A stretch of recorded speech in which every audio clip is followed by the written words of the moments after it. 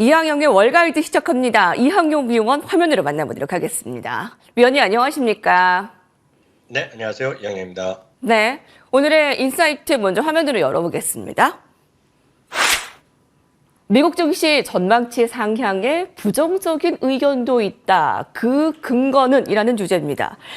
UBS와 골드만삭스 등 월가에서는 미증시 전망치를 곳곳 상향하고 있습니다. 새 역사를 쓰고 있다라고 볼 수가 있는데요. 부정적 의견의 시선도 만만치가 않다고 하는데 그 근거가 어디 있을까요? 네, 맞습니다. 지난주에 UBS는 S&P 500의 기존 목표치를 상향하면서요. 5,400으로 제시했습니다. 지금 현재 현존하는 월가의 최고의 목표 지수 연말 지수가 되겠는데요. 한편 골드만삭스도 5,100에서 5,200으로 올린 것도 저희가 전해드렸습니다. 두 회사 모두 이렇게 목표 지수를 올리고 다른 회사도 많이 그런 거에 동참하는 것은 미국 경제의 견조한 상승세가 지속되고 있고요. 리세션 가능성을 오히려 감소하고 있고 가장 중요한 것은 S&P 500의 기업이익이 상향세를 보이고 있다는 것입니다. 그렇지만 반대로요. 모건 스탠리라든가 JP 모건 등이 여전히 목표 지수를 4,500 그리고 4,200까지 어찌 보면 박하게 고수를 하고 있습니다. JP 모건의 마르코 콜라노빅은 거의 아마 2년째 좀 부정적인 의견을 제시하고 있습니다. 그래서 한때는 월가의 지수를 움직이는 정말 신과 반신이란 별명도 있었지만 작년 이후에는 소위 AI의 급등 시기에서 완전히 포모가 됐다라는 또 비아냥을 듣기도 하는 분인데요. 여하튼 다시 인플레이션이 높아지면서 이런 것들이 다시 한번 이루어지면서 흔히 얘기해서 두 번째 인플레이션 파고가 칠 수 있다. 이런 얘기를 하고 있는데 이게 무슨 얘기냐면요. 2024년 초 현재 진행되고 있는 강한 상승 랠리는 오래 가지 못할 것인데요. 1970년대에도 초에도 이런 얘기가 있었다는 것입니다. 그러면서 스태그플레이션 얘기하고 있는데 물론 이 방송을 보시는 분 중에 70년대 초반에 경제활동하신 분은 거의 없으실 것 같은데요. 저도 마찬가지지만 당시 글로벌 지정학적 위협이 고조되면서 중동전쟁이 잇따라 났고요. 그러면서 그 당시 에너지에 유가 파동이 있었습니다. 그러다 보니 상당히 모든 경제가 얼어졌던 기억이 있는데 딱 그런 얘기를 하고 있습니다. 이번에도요. 현재 진행되는 중동 지역, 동유럽 전쟁, 우크라이나 전쟁 이어지고 있죠.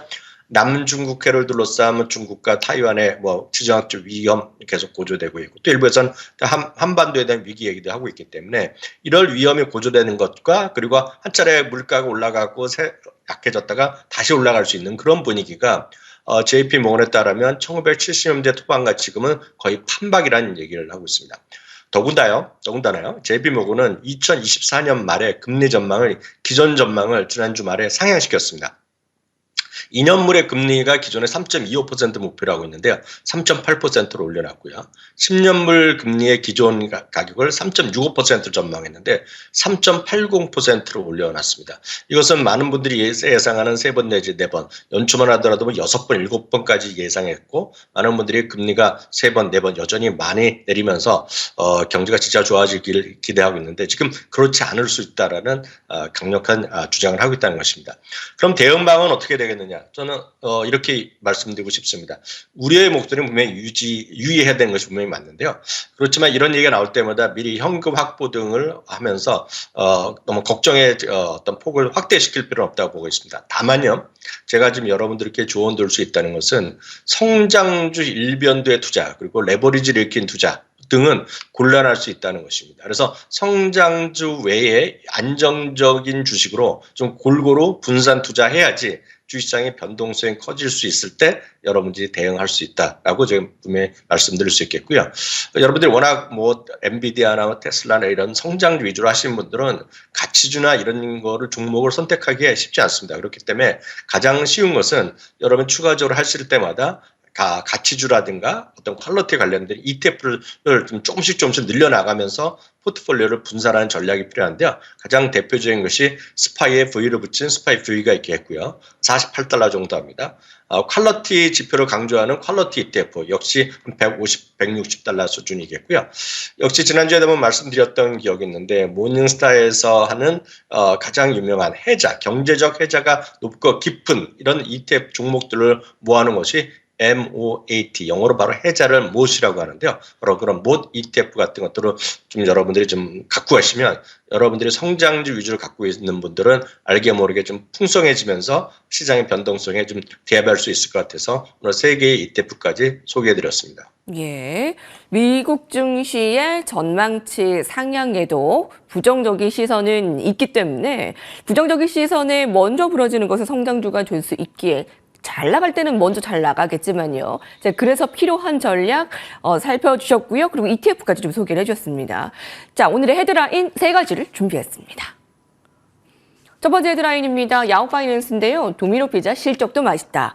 실적이 나왔습니다. 도미노 피자 오늘 주가가 6% 가까이 올랐고요. 또 탄탄한 실적을 보여줬습니다. 역시 앞서서도 배당에 대한 얘기도 했습니다만 주저하는 정책 도미노 피자도 강했네요. 네, 맞습니다. 매출이 14억이 나왔습니다. 14억 정도 하면서 조금 더 늘어나는 모습이었죠. 약간 그렇게 확실하게 늘어나는 건 아닙니다. 다만 주당 이익은 4.48달러가 나와서 예상치보다 좀 많이 나왔습니다. 그로스 마진은 약간 좀 부족하게 나왔는데요.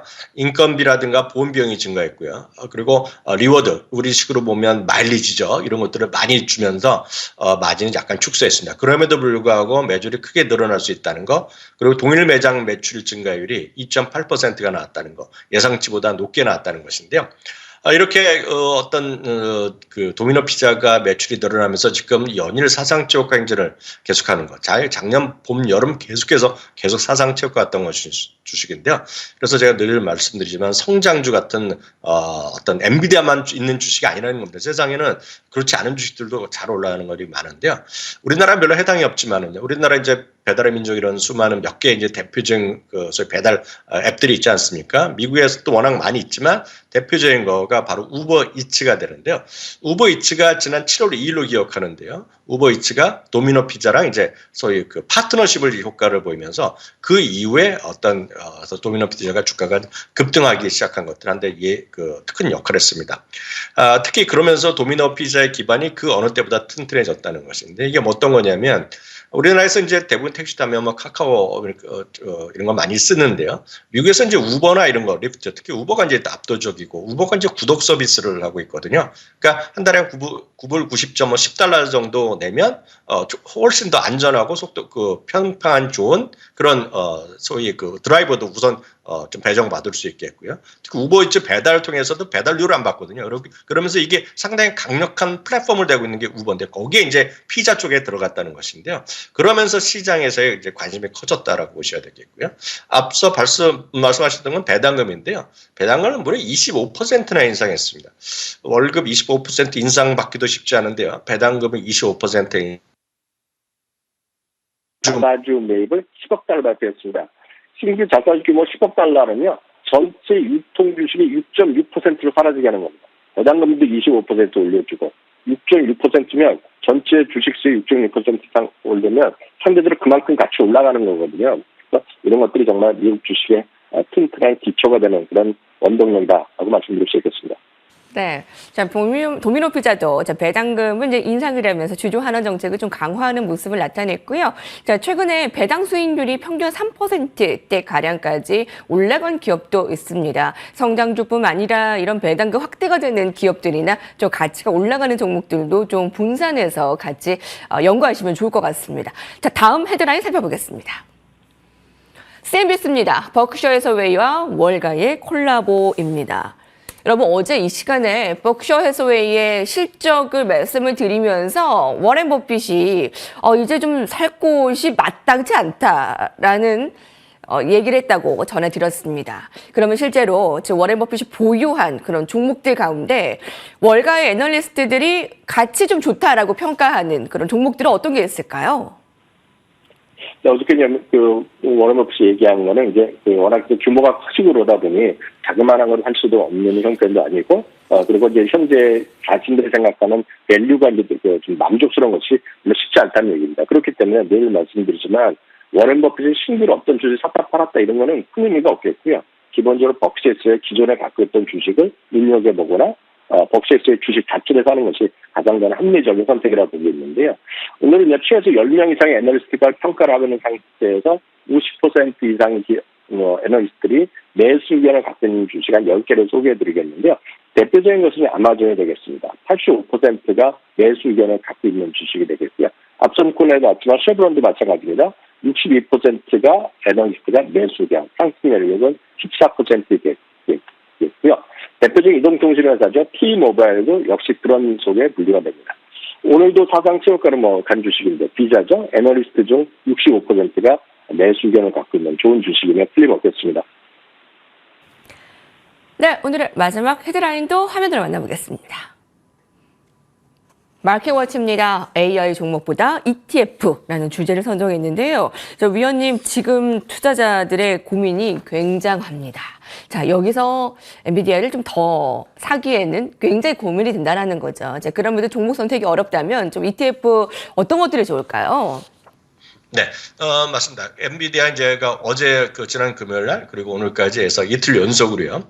2조 달러를 터치하고 일단 등급에 실패했습니다. 참고적으로 $800 이상으로 마감되면 공식적으로 2조 달러 시대에 진입했다고 선언이 되는 것인데요.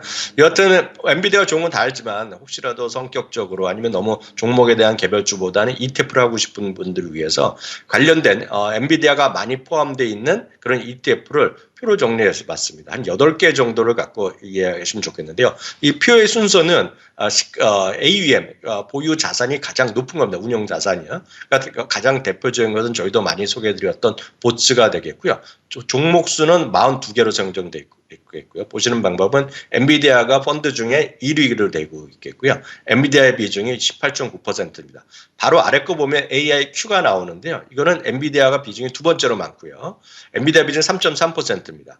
두 번째 옆에 제일 오른쪽의 표는 무슨 얘기냐면 엔비디아가 1등이 아닌 경우에 어떤 것이 1등이냐는 것인데 그게 대표적으로 메타가 이번에는 1등이었다는 것입니다. 그런 식으로 여러분들 이 표를 한번 꼭 활용해 보시면 좋을 것 같고요. 다 훌륭합니다. 다만 가장 무난한 것은 ETF를 선택하실 때 보면 너무 거래량이 적거나 유통 자산이 작은 것보다는 보유하고 있는 운영 자산이 가장 큰 겁니다. 그러니까 대표적인 것은 보츠랑 AIQ 등 위주로 여러분들이 좀 공부해서 여러분들이 갖고 있는 주식과 비교해서 좀 상대적으로 유리한 종목들을 찾으시는 것이 ETF의 올바른 투자 전략이 되겠습니다. 네, 엔비디아 폭발 상승에 그와 관련한 ETF 있을까 했는데 9가지를 소개해줬습니다. 그중에서 나와 만든 것도 한번 골라보시는 것도 좋은 투자 포인트가 될 것 같습니다. 이한경 위원님 감사합니다.